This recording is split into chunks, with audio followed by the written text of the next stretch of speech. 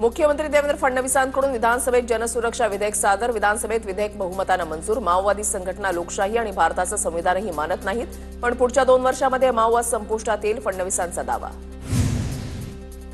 महाराष्ट्रामध्ये एकूण 64 संघटना, त्यातील एकावरही बंदी नाही. यात 6 संघटना अशा आहेत ज्यावर 4 राज्यांमध्ये बंदी आहे. महाराष्ट्रामध्ये बंदी नसल्याने या संघटना इथून कारभार चालवत आहेत, फडणवीसांचा मोठा दावा. पी चिदंबरम यांनी पीएमएलए कायदा आणला आणि त्यातच अडकले. आता आणलेला कायदा सुद्धा तसाच आहे, त्यात आमचा मित्र अडकला नाही पाहिजे. नाना पटोलेंचा मुख्यमंत्री फडणवीसांना चिमटा.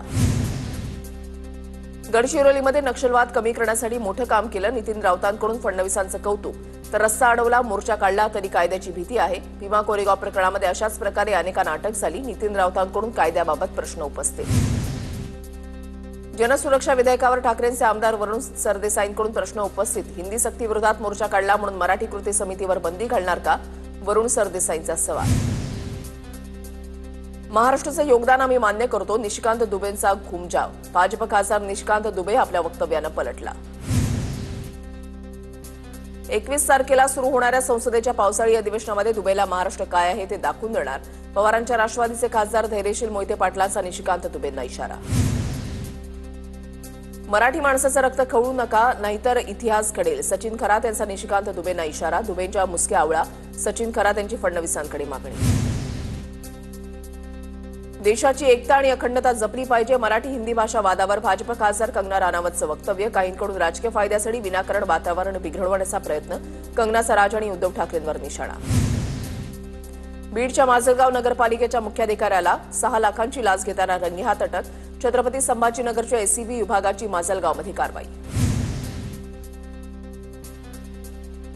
ठाण्याच्या नौपाडामधील नॅशव्हिल एव्हिएशन इन्स्टिट्यूटवर भाजपच्या किरीट सोमय्या आणि शिंदेच्या शिवसेनेचे खासदार नरेश मस्केंचे आरोप. डिप्लोमा केलेल्या विद्यार्थ्यांकडून लाखो रुपये घेऊन प्रमाणपत्र न दिल्याचा आरोप. मस्केंकडून पोलिसांकडे कारवाईची मागणी. विधिमंडळ परिसरामध्ये साचलेल्या कचऱ्यावरून रोहिणी खडसेंची टीका. उपमुख्यमंत्री एकनाथ शिंदेच्या दालनापासून कचऱ्याचा ढीग फक्त 50 फुटांवर. रोहिणी खडसेंची माहिती.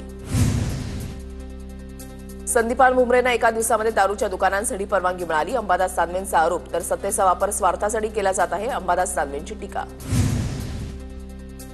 प्रियांका चतुर्वेदींना मराठीचा म सुद्धा बोलता येत नाही, त्यामुळे त्यांना महिला आघाडीच्या वतीनं बालभारतीचं पुस्तक भेट पाठवत आहोत. शीतल म्हात्रेंची प्रतिक्रिया. तर मला ट्रोल करण्याचा प्रयत्न तुम्ही केला, माझ्या घरी काही घडलं तर लक्षात ठेवा, प्रियांका चतुर्वेदींचा इशारा. मुंबईच्या सिंदूर पुलावर मनसे आणि ठाकरेंच्या सेनेचा जल्लोष. पूल सुरू करण्यासाठी मनसे ठाकरेंच्या सेनेनं आंदोलन केलं होतं. संजय जगतापांनी मवियातून बाहेर पडावं. सोशल मीडियावर स्टेटस ठेवत कार्यकर्त्यांचं आवाहन. कार्यकर्त्यांची कामं होण्यासाठी सत्ताधारी पक्षात जाणं गरजेचं असल्याचं कार्यकर्त्यांचं मत. स्थानिक स्वराज्य संस्थांच्या निवडणुकांसाठी 1 जुलै 2025 पर्यंतची विधानसभेची मतदार यादी वापरण्याचं नियोजन. राज्य निवडणूक आयुक्त दिनेश वाघमारे यांच्याकडून त्या दृष्टीनं तयारीच्या सूचना. कटक मंडळांना नागरी सुविधांचा लाभ मिळणार. खडकी कटक मंडळ पुणे पालिकेमध्ये समाविष्ट होणार. तर औरंगाबाद हे छत्रपती संभाजीनगर पालिकेमध्ये, देवळाली आणि अहमदनगर स्वतंत्र नगरपालिकेमध्ये, कामठी हे येरखेडा नगरपंचायतमध्ये समाविष्ट होणार. मुख्यमंत्री फडणवीसांची माहिती. विधिमंडळ परिसरामध्ये साचलेल्या कचऱ्यावरून रोहिणी खडसेंची टीका. उपमुख्यमंत्री एकनाथ शिंदेंच्या दालनापासून कचऱ्याचा ढीग फक्त 50 फुटांवर. रोहिणी खडसेंची माहिती. माहिती सरकारमध्ये गँगवॉर सुरू. कहाणी सांगायला शिंदे दिल्लीमध्ये गेले असतील, नाना पटोलेंचा निशाणा. महाबळेश्वर प्रतापगडहून पोलादपूरकडे जाणारा आंबेनळी घाट 5 दिवसांसाठी बंद. सातारा आणि रायगड जिल्हा प्रशासनाचा निर्णय. पर्यायी मार्गाचा वापर करण्याचं प्रशासनाचं आवाहन. चंद्रपूर जिल्ह्यामधल्या वर्धा नदीच्या पाणी पातळीमध्ये वाढ. पाण्यामुळे धानोरा भोयेगाव गडचांदूर मार्ग बंद. मालवाहू वाहतूक ठप्प. नवी मुंबईमध्ये 16 वर्षीय मुलीवर मित्राकडून अपहरण करून अत्याचार करणाऱ्या मित्राला पोलिसांकडून अटक. कोल्हापूरच्या पंढरपूरमध्ये कामगार नेत्याला 10 लाखांची खंडणी घेताना रंगेहात अटक. माड्याच्या विठ्ठल साखर कारखान्याची बदनामी थांबवण्यासाठी 1 कोटी रुपयांची खंडणी मागितली होती. किरण घोडके असं आरोपीचं नाव. नागपूर आणि भंडारा जिल्ह्यामधील शालार्थ आयडी भरतीमधील घोटाळा प्रकरण. लक्षवेधी लागते म्हणून आमदाराचं घर शोधलं जात आहे. आमदार वरुण सरदेसाई यांचा आरोप.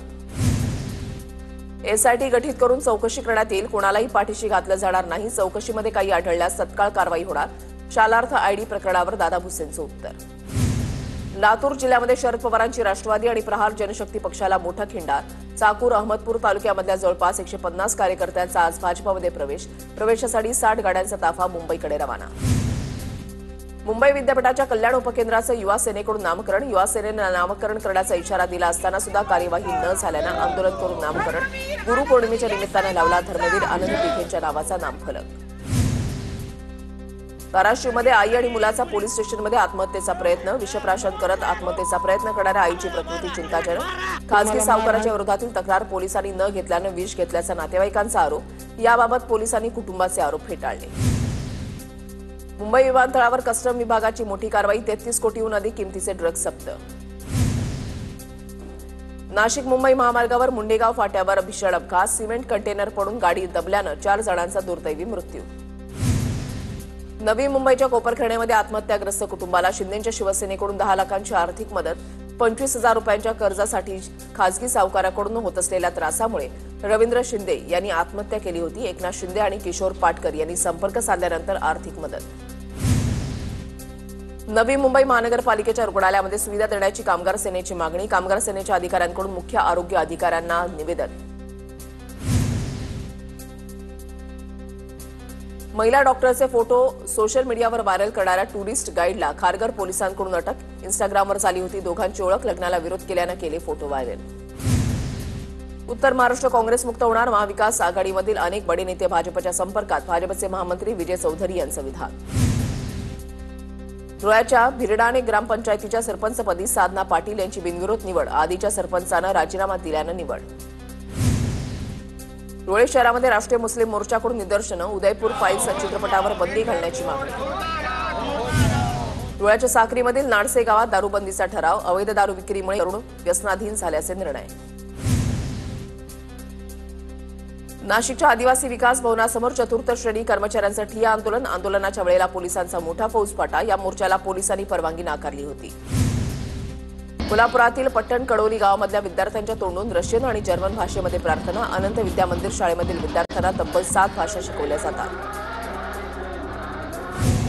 परळीमधील वैजनाथ मंदिर परिसरामध्ये भूमाफियांचं अतिक्रमण. मंदिरामधल्या पुजाऱ्यांचा आरोप. तर भूमाफियानं मंदिराच्या जमिनीवर घर बांधल्याचाही दावा. शासनानं याकडे दखल द्यावी अशी पुजाऱ्यांची मागणी. पंढरपूरमध्ये विठ्ठल दर्शन रांगेमध्ये खासगी कंपनीच्या सुरक्षा रक्षकाकडून भाविकाला बेदम मारहाण. बीव्हीजी कंपनीच्या सुरक्षा रक्षकाची काठीनं मारहाण. मारहाण प्रकरणी विचारणा केली असता TV9 मराठीच्या प्रतिनिधीचा मोबाईल ओढून घेतला. मंदिर समितीचे व्यवस्थापक मनोज श्रोत्री यांची दादागिरी. नांदेडमध्ये 10 वर्षाच्या मुलानं 1.25 लाख रुपयाची बॅग पळवली. नांदेडच्या जुना मोंढा भागामधला प्रकार सीसीटीव्ही कॅमेऱ्यामध्ये कैद. लहान मुलानं केलेल्या या चोरीनं व्यापारी वर्गामध्ये खळबळ. एका महिन्याच्या बाळाला अज्ञातानं प्लास्टिकच्या गोणीमध्ये सोडून दिल्याचा प्रकार. नालासोपाऱ्यामधील कळंब गावानजीकच्या जुन्या खाडी पुलावरची घटना. उपचारासाठी बाळ रुग्णालयामध्ये दाखल. सध्या बाळाची प्रकृती स्थिर. नंदुरबारच्या शहाद्यामध्ये कर्णकर्कश आवाजामध्ये बुलेटच्या सायलेन्सरवर पोलिसांनी फिरवला रोड रोलर. प्रदूषण करणाऱ्या वाहन चालकांवर पोलिसांची कारवाई. नियमानुसार सायलेन्सर लावण्याच्या पोलिसांच्या सूचना.